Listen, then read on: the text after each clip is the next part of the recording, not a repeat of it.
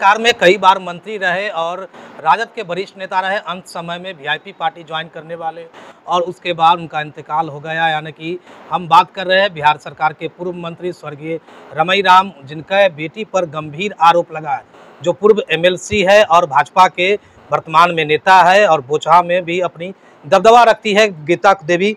ऐसे में इनके ही बहन के पति ने आरोप लगाया है, गंभीर आरोप लगा है, सोना चांदी जेवर जेवरात समेत अन्य कई कागजातों को क्या कहेंगे। और एफआईआर भी दर्ज हुआ है।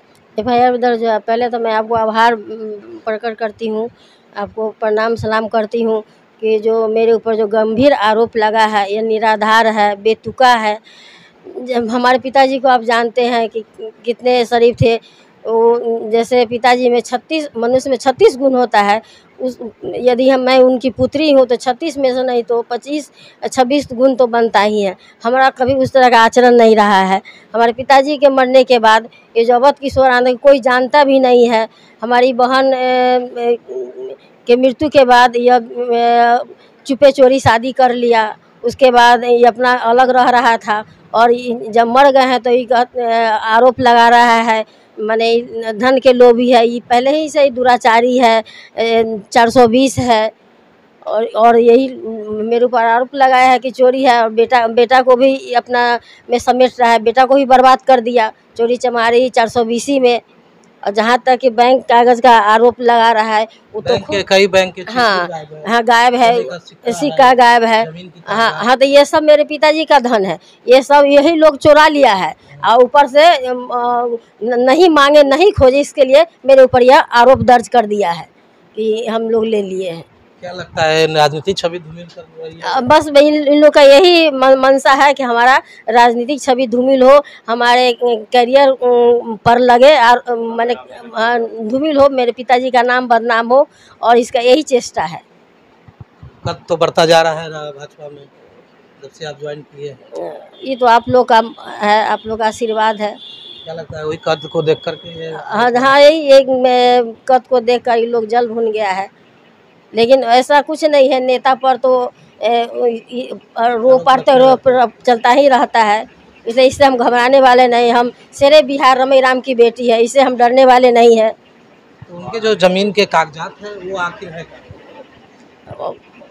अब वही जाने का है, जाने। हाँ वो तो पिताजी के जिंदगी में साथे रहता था और मैं गायब कर लिया। जब हम लोग मिर्जानता हॉस्पिटल भर्ती थे उनको दिखा रहे थे, वो यहाँ आके सब अपना एक एक चुन चुन के सारा चीज़ गायब कर दिया। और जब लोग आए खोजे तो देखिए हम मेरे ऊपर आरोप लगा दिया कि सब हम ही गबन कर गए। नाम था छोटी बहन का? स्वर्गीय सुनीता कुमारी। कितने पुत्र उनके पुत्री? एक बेटा एक बेटी। अभी का उनका नाम? अवध किशोर। अवध किशोर दूसरी शादी कब कर ली है? जब मेरी बहन मर गई तो पिताजी कहे ठीक है हम शादी करा देंगे, लेकिन ये चुप पे चोरी शादी कर लिया। जब पिताजी को मालूम है, कोई कहा कि आपका दामाद शादी कर लिया है, तो ये बुला के पूछे तुम शादी करने बारात में जबरदस्ती कर, तो जबरदस्ती शादी कर। उसी के भागो यहाँ से, घर से निकाल दिए, मिलगा दिए। तब से कभी टपने नहीं दिए और बच्चा लोग को भी कहा ले जाने तो नहीं ले गया। तो बच्चा को हम अपने बच्चा की तरह पाले पोसे बड़ा किए। कौन किसको पाले पोसे? रत्नेश को और रानी को, दोनों भाई बहन। हाँ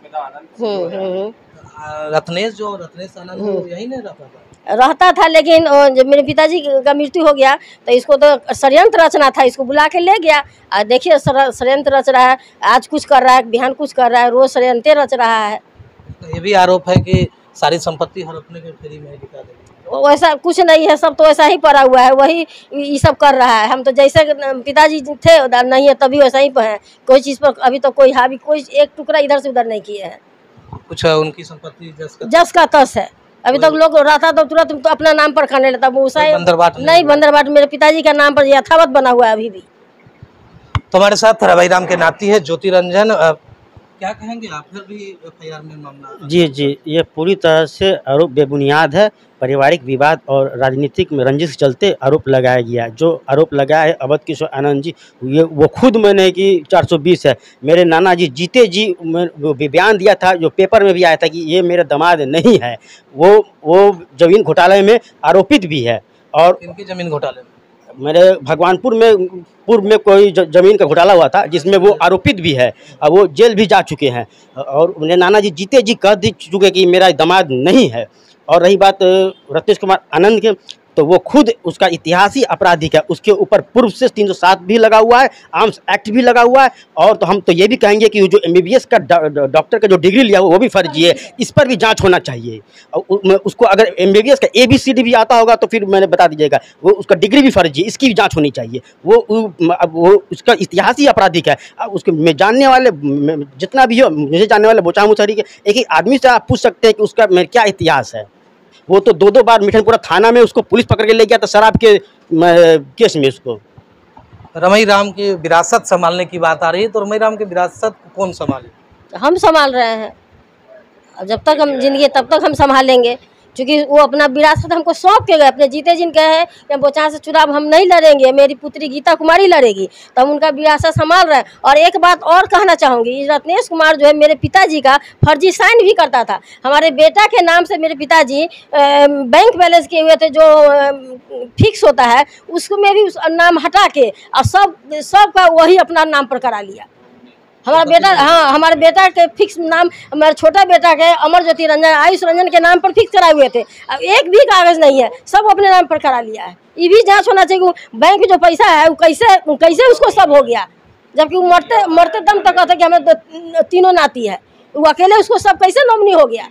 इस पर 2 लड़का है? हाँ, हमको 2 लड़का है, 3 नाती। हाँ, इन दोनों भाई के नाम से भी जो था हाँ, वो भी हड़प लिया फर्जी दस्तखत करके कि कौन विधि क्या कितना उतना वो बच्चा को कितना दिमाग है 420 का, भगवान ही जाने।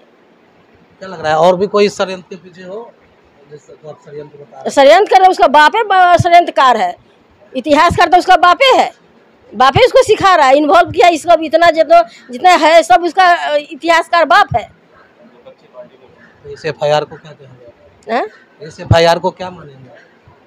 झूठा है, झूठा षड्यंत्र है, मेरे ऊपर झूठा मुकदमा दर्ज किया गया है। तो हमारे साथ बातचीत कर रहे थे पूर्व मंत्री रमई राम की बेटी और भाजपा के नेत्री है गीता देवी डॉक्टर। ऐसे में इनके ही बहन की जो छोटी बहन थी, उनके ही पति द्वारा आरोप लगाया गया था। आरोप में कई तरह की गंभीर आरोप लगाते हुए मिठनपुरा थाने में FIR भी दर्ज बीते दिन करवाया गया है। मामले में आज इन्होंने प्रेस वार्ता कर आरोप पर क्या कुछ बता रहे थे आपने सुना। देखते रहे, तब तक के लिए हम आगे भी इस तरह की खबरें हम आपको दिखाएंगे।